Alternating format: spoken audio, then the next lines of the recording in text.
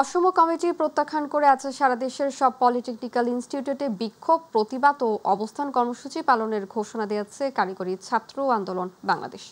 এই মুহূর্তে তেজগাঁও পলিটেকনিক্যাল ইনস্টিটিউটের সামনে আছেন সহকর্মী শিমুল খান, যুক্ত হচ্ছি তার সাথে। শিমুল, পলিটেকনিক্যাল ইনস্টিটিউটের শিক্ষার্থীদের কর্মসূচির আসলে কি খবর আছে আপনার কাছে, আমাদেরকে সে সম্পর্কে একটু জানাবেন।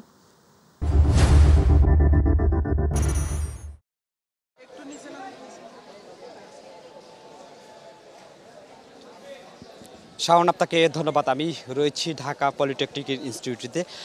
সকাল থেকেই এখানকার যারা স্টুডেন্ট রয়েছেন, শিক্ষার্থীরা রয়েছেন, তারা এই অবস্থান করছেন তাদের ক্যাম্পাসে।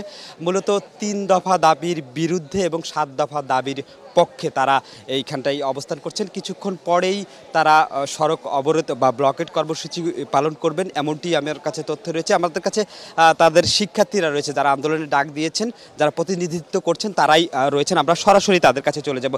একটু জানাবেন যে আজকের আপনাদের এখানে অবস্থান কেন, আপনারা ব্লকেট কর্মসূচির ঘোষণা দিয়েছেন, সেই সাথে আপনাদের 7 দফা দাবিতে কি রয়েছে, 3 দফা দাবির বিরুদ্ধে কি কি রয়েছে, আমাদেরকে একটু জানাবেন আপনি। আচ্ছা, ধন্যবাদ।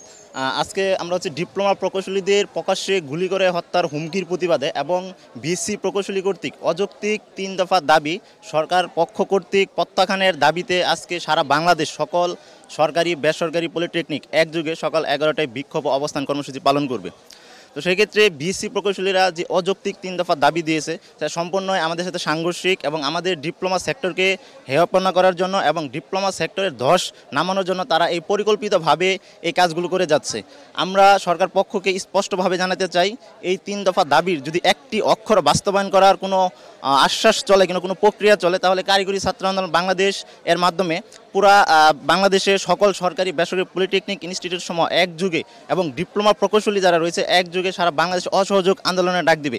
আমরা সরকার পক্ষকে বলতে চাই, আপনারা উত্তম সিদ্ধান্তের মাধ্যমে এই বিএসসি প্রকৌশলীদের অযৌক্তিক 3 দফা দাবিকে দ্রুত সময়ের মধ্যে প্রত্যাখ্যান করুন এবং আমাদের ডিপ্লোমা প্রকৌশলী কর্তৃক যে 7 দফা দাবি রয়েছে সেগুলোকে বাস্তবায়নের জন্য কাজ করে যান। আপনাদের 7 দফা দাবি কীগুলো রয়েছে সেগুলো যদি আমাদেরকে একটু বলতেন।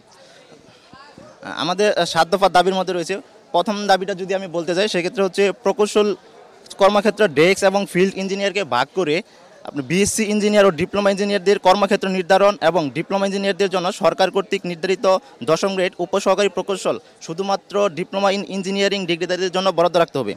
দ্বিতীয় যে দাবিটা রয়েছে সেটা হচ্ছে সরকারি, আধা সরকারি ও স্বায়ত্তশাসিত প্রকৌশল সংস্থা, বিভাগ ও বিদ্যুৎ কোম্পানির জনবল কাঠামোতে বিএসসি ইঞ্জিনিয়ার ও ডিপ্লোমা ইঞ্জিনিয়ারদের হার 1:5 করা, যা বর্তমান অশুভ চক্রের কারণে 5:1-এ রূপান্তরিত করার পায়তারা চলছে। সকল প্রকৌশল সংস্থার উপসহকারী প্রকৌশল হতে সহকারী প্রকৌশল পদে বিদ্যমান 33% পদোন্নতির বিধান 50%-এ উন্নতিকরণ এবং সকল প্রকৌশল সংস্থায় প্রশাসনিক পদে প্রশাসন ক্যাডার হতে নিয়োগ প্রদান করতে হবে। 4 নম্বর যে দাবি হচ্ছে মেধার অপচয় রোধে প্রকৌশলীদের কারিগরি ক্যাডার ব্যতীত অন্য ক্যাডারে নিয়োগ বন্ধসহ প্রকৌশল পেশার পরিবর্তন কঠোরভাবে নিয়ন্ত্রণ করতে হবে।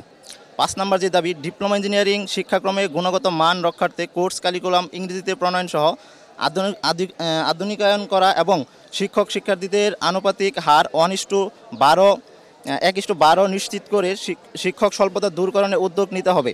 আপনার 6 নম্বর যে দাবিটা রয়েছে আন্তঃ মন্ত্রণালয় কমিটির সুপারিশ অনুযায়ী ডিপ্লোমা ইন ইঞ্জিনিয়ারিং শিক্ষা কোর্সে অধ্যয়নরত শিক্ষার্থীদের উপবৃত্তির টাকার পরিমাণ বৃদ্ধি করতে হবে। 7 নম্বর যে দাবিটি রয়েছে সেটি হচ্ছে কারিগরি ছাত্র আন্দোলন বাংলাদেশ কর্তৃক উত্থাপিত যে 6 দফা দাবি সেটা হচ্ছে চূড়ান্ত বাস্তবায়ন করতে হবে। আপনারা জানেন যে কারিগরি ছাত্র আন্দোলন বাংলাদেশ কর্তৃক 6 দফা দাবির একটি রূপরেখা প্রণয়ন কমিটির রূপরেখা প্রণয়ন করেছে। তো আমরা জোর দাবি জানাচ্ছি দ্রুত সময়ের মাঝে এই দাবিগুলো এবং এই যে রূপরেখা দিয়েছে সেগুলো বাস্তবায়ন করার জন্য। ধন্যবাদ আপনাকে। শাওন, শুনছিলেন যে শিক্ষার্থীদের যে দাবি রয়েছে সেই দাবিগুলোর কথা বলছিলেন এবং দাবি যদি সরকার না মানে সেক্ষেত্রে অসহযোগ আন্দোলনের কথা বলেছেন। তো শাওন, এই ছিল পলিটেকনিক্যাল ইনস্টিটিউট থেকে আমার কাছে সর্বশেষ আপডেট। শাওন। শিমুল, আপনাকে ধন্যবাদ। দর্শক, তেজগাঁও পলিটেকনিক্যালের সর্বশেষ খবর জানাচ্ছিলেন আমাদের সহকর্মী শিমুল খান।